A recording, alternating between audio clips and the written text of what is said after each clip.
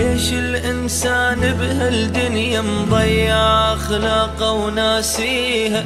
يصرخ بأمه ويرفع صوته، تبكي قباله وما يراضيها، ويروح يغازل فد وحدة تهينه ويبقى يغازل بيها. يعيش يلي تبيع بدرهم وامه اللي تحبه يعاديها، ما تحترمه ويقبل ينذل، اي بني يحليه والذله، وامه الربة تشقد تسأل عن احواله وما تندلش بيها الدنيا شبيها العالم. يا رب استر من تاليها.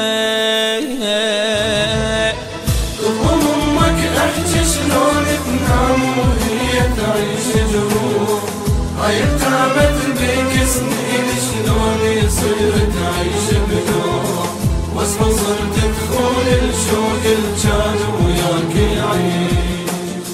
شوف ذنوبك حس بحضن الام من عوضك بيش.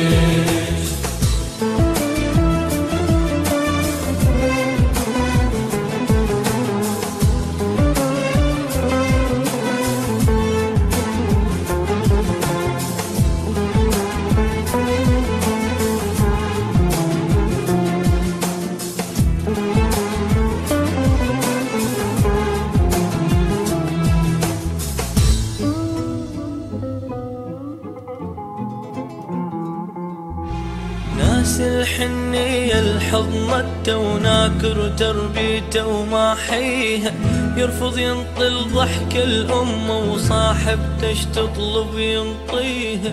يعني تخيل تظلم أمك والجنة تبوس رجليها، يعني تخيل نفسك انت شقد كافر لما تأذيها. روح احضنها ومرة تذكر كنت صغير تعبت لأجلك، وبفخر بأمك بها تشرف لك، ترفع راسك ما تذلك ما تملك، لو تقسى وياها صاحبتك يومية تملك. أمك مهما تزعل ترضى لو مرة تفوس ايديها. امك احكي شلون تنام وهي تعيش جروح، هاي تعبت بيك سنين شلون يصير تعيش بنوح، واصحى صرت تخون الشوق الجاد وياك يعيش. شوف ذنوبك حس بحضن الام من عوضك بيش.